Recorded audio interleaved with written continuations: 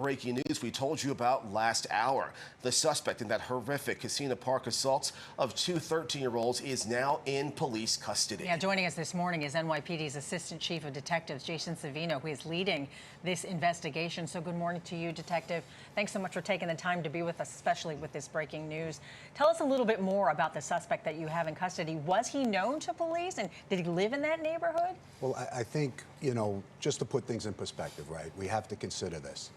4 days ago, just a mere 4 days ago, we had this horrific incident. We experienced just such a horrific incident, and to see it come to fruition, where we're in a very positive place right now, where we're even speaking about the potential closure, it's unbelievable in a sense, and that's multi-layered, right? We needed a lot of cooperation from this. This happened in an isolated area, in a tremendously large park, you know, with no cameras.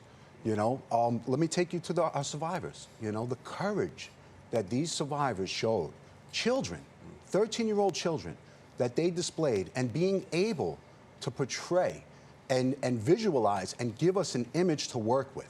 Because that's how this whole came to, right?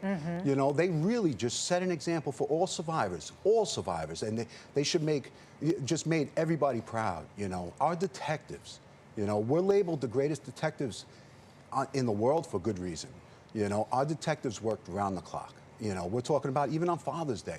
And that was added incentive, you know, because we're fathers. You know, many are fathers and mothers. And, you know, this is the type of case. This is why we became cops. This hit home. You know, this is a must solve. We don't leave until we solve it. You know, so our special victims unit, as elite as they come, you know, they worked around the clock, nonstop, to make sure this comes to fruition. And we're very, very close. And lastly, our community. You know, our community bonded with our police in a way that's just heartwarming.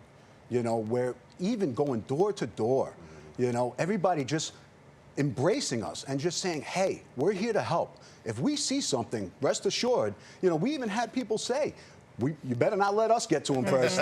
You know, and in fact, last night, a little after 1 o'clock, you know, that's kind of what happened, you know, where we had community members who felt that they had seen our subject ultimately call 911 appropriately.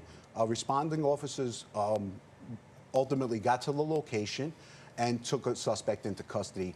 When you look at this suspect, it does readily appear in characteristics and stature to be our suspect. Is he from the neighborhood? Was he known to your department? He's not known to our department, meaning he has no prior arrests, but he is familiar with the neighborhood. We know that he's in custody, but what's next for this person at this point? Well, right now, there's a series of investigative measures, right? You know, it doesn't stop here. And NYPD, you know, we don't announce an arrest unless we're 1,000% sure. And we will get there. We're super confident we're going to get there. You know, to our public, feel safe. Feel safe, and we expect a press announcement from our police commissioner and our chief of detectives, Joseph Kenny, in the very near future. I know it's still very early in the investigation, but were these specific kids targeted, these teenagers, and could there possibly be other victims? We're always looking for other victims. You know, with cases like this, and really all cases, you know, we're always looking to connect.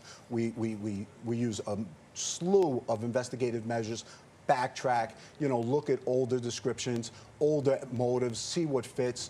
And, you know, when we see cases like this, you know, which really, we're looking at a demon, right? You know, we're looking at just pure, just absolutely disrespect for life. You know, everything's fair game, and rest assured, if there's anything to be found, we're going to find it. Yeah, some of our sources saying that they described him as being a monster. Well, that's an adequate assessment. You know, I mean, not for nothing, you took children's innocence away.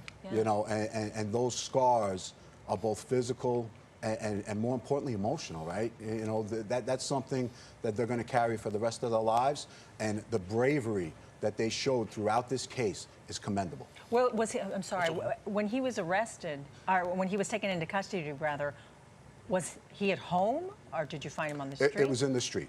It was in the street. The individuals felt very strongly, almost like they knew him, that they recognized him. They felt very strongly that he was our suspect, and held him pending police arrival. And will you release his identity We soon? plan to during a press conference if it comes to fruition, yes. This was a 911 call that brought you to the suspect here. The community working with you very closely to bring this all together. What is your message to them and others this morning going forward? I mean, when it comes to our community, right, we have to work together. You know, I've said it before, I'll say it again. Put on your little detective shield.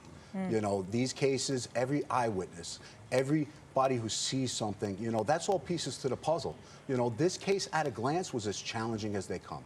Isolated forest, all the way in the back, no cameras, but to see it come to a position where we're just about there, it's really heartwarming, and it wouldn't happen without those 3 layers. Yeah, and thankfully for that teamwork. Absolutely. This person is in custody. Great job to the department and to that community. And thank you for taking the time to speak with us and giving us the very latest An absolute on this pleasure. investigation. Thank you so much. Detective Savino, I'm sorry. Thank you so much for being with us this morning. Thank you.